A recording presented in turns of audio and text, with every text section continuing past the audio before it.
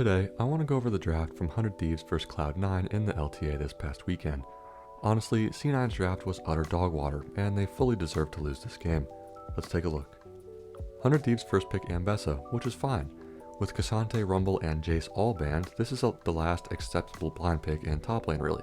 And she does big mommy Ambessa things, so that's a bonus. I'd personally take Ashe or Corki here on B1, but this is fine since top lane pool is so pinched from ban phase. And upon their first rotation, Cloud9 immediately lose the game, and this is not an exaggeration. Renekton Sejuani is laughable, it's embarrassing, and it's useless. People think Renekton counters Ambessa, and he does well until about one item, and then Ambessa is fine. And if Renekton dies once or falls behind at all, he's pretty much done for. He does not outscale, he does not win side lane, and he does not outvalue Ambessa in teamfights. Sejuani is a similar story, utterly useless champion. Really, I have no clue why teams think this is a strong pick, and if you want a strong tank jungle, please just go Maokai or Amumu. Anything else is griefing the game.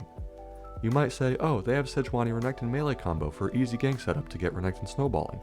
Yeah, well, watch every game ever with this combo and see how many times teams actually use that. Nice joke. Anyways, 100 Thieves 2-3 Poppy Zyra, which is very good. C9 already have enough dashes for Poppy to have high value, and don't worry, they will continue to pick more. And Zyra's great, completely gapped Sejuani in every aspect of the game. Faster farm, better scaling, and pretty much better everything. Man, it's actually so frustrating. How does a team actually lose the game in the first phase of the draft? It's pretty astounding. C9 then go Yone on R3, which is completely unnecessary. If these morons actually think melee synergy with Sejuani is a legit win condition, someone needs to be fired. This is also a very punishable blind pick and more dashes for more Poppy value. Through the first phase, the game is already decided and it's not even close. Cloud9 will lose. C9 then have their lone good pick of the draft on R4 with Varus. Lethality or on hit, this champ is very good right now. Even AP is good too, which is a very underrated build currently. 100 Thieves round out with Corki and Jax. Like holy crap, what a draft gap. Really nice use of flex pick here, revealing Ambessa going mid, Corki going bot, and Jax going top. This is the power of flex picks on display. Getting advantageous matchups in every lane and also outscaling is really good from 100 Thieves. And the Jax into Renekton Yone, oh man, really great pick.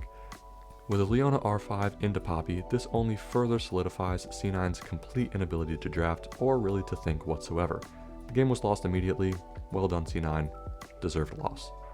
Now all jokes and flaming aside, I will show you what I would have drafted from red side if I were Cloud9 this game. As always, when I do these segments, I know 100 Thieves would likely respond differently to my picks than they did C9. This is only for the sake of the video and showing C9's inability to draft. So into Ambessa first pick, C9 had the right idea here with counter top right away.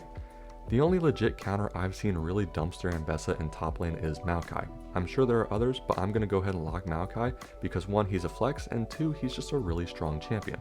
So I'll lock Maokai along with Ashe here. 2 very strong champions and already preparing for a really strong scaling team fight. That's going to be our theme moving forward with our comp. Into Poppy Zyra rotation, I want to pick jungle on R3, so I want to match Zyra's clear speed and scaling here inside the game, while also matching my existing themes of range and scaling teamfight. So I'm going to lock Karthus. On R4, I also get to counter support. Again, I want to pick something that fits with my themes and counters Poppy at the same time. So think about it, what does Poppy do well into? Pretty much hard engage.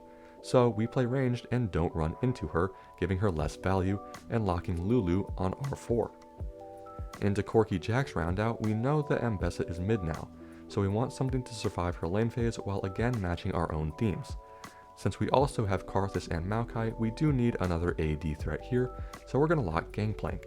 This is an all-around great champ that can do well in lane and scale insanely well. Plus, the ult layering combo of Gangplank, Karthus, and Maokai is looking really strong. Super one draft here for red side, so maybe C9 can take some notes. Thanks for watching, see you next time.